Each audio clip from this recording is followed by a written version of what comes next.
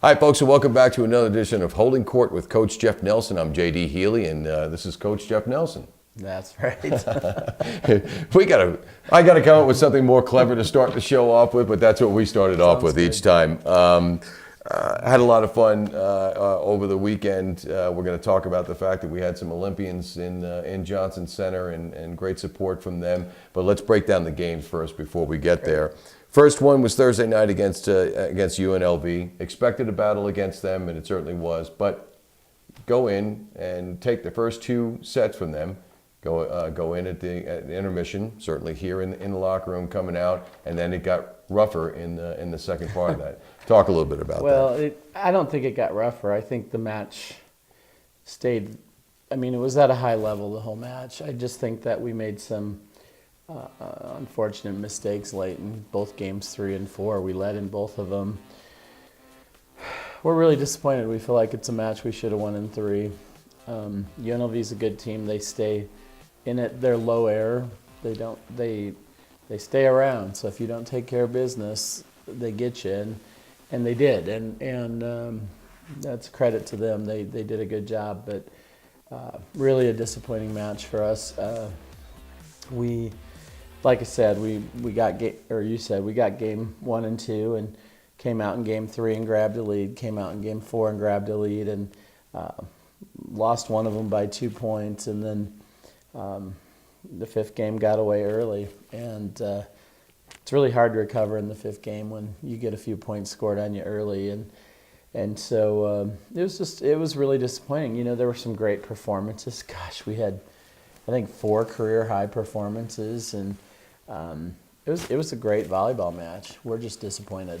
I will say that calling that game and talking to some other people afterwards, one of the most exciting matches that I've seen in volleyball. I don't care what conference, in any conference, and it really just goes to emphasize that the Mountain West Conference has got some incredible quality volleyball that's being played. Especially up in the top 5 or 6 teams. Yeah, I agree with that. I think UNLV and Wyoming are playing really good ball, better than anybody expected this year, and really both have been surprise teams. Utah State and Boise State both bring really good volleyball. San Diego State's young, but they're really athletic, and that was an exciting game on Saturday too. So there's a lot there. Individual performances here in that UNLV match. Chantel Riddle gets her 12th double-double, 24 kills and 24 digs. Yeah. How do you like that? 2 dozen on both sides. Leaving that game, she was a half a point shy of tying Tanya Gooley's overall record. Points. Yeah, no, that was a big match, and she came up with big numbers. And her and Hannah Johnson are tied for first in double-doubles in the Mountain West, and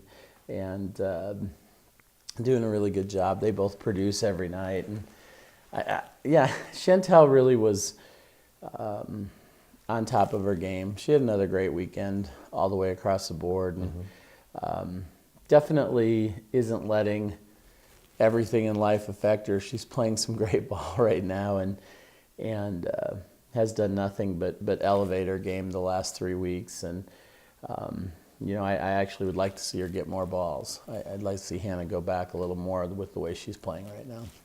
We come back in on Saturday against San Diego State University. There was a lot of red and white and black, this past week between us and every team that came in we here. Faces. Yeah, it was actually pretty cool. Nice of everybody to wear our colors. We take that one 3-1. That one, even though San Diego State is a really, really good team and played very well, I never felt like that one was getting away from us. I didn't either. I thought games 1 and 2 we completely dominated, and then in game 3 we kind of came out a little wait and see again. And we've talked about that all year. Our team's just immature that way, and we've tried and tried. We've worked on scores and different things in practice and playing from behind, playing from ahead. It's just their personality right now, and so when game 3 got away, game 4, they got back out there and got after it, and I felt pretty confident in what they were doing. I mean, it was the entire match. I felt good that we were going to win and that we were going to do what we needed to do. You know, on TV shows like those chef shows, when one team beats the other team, they get to go on some kind of a special trip, and that's their incentive. Is there anything like that you've tried with the team? Say, look, take care of them in 3, close this thing out, and you know, you'll get off practice on Monday or something like that. Well, it's late in the year. They're getting off on Monday anyway because everybody's pretty tired. All the teams are, but. No, you know, we've really just tried to work on different scenarios and get through it. And we have done some running and different things and had some penalties and things like that. But, you know, they're learning. And in the past few weeks, we've lost a few when we were ahead, but we've come from behind 2 or 3 times where we were significantly behind and came back and won. And one time, like 19-24, you know, so...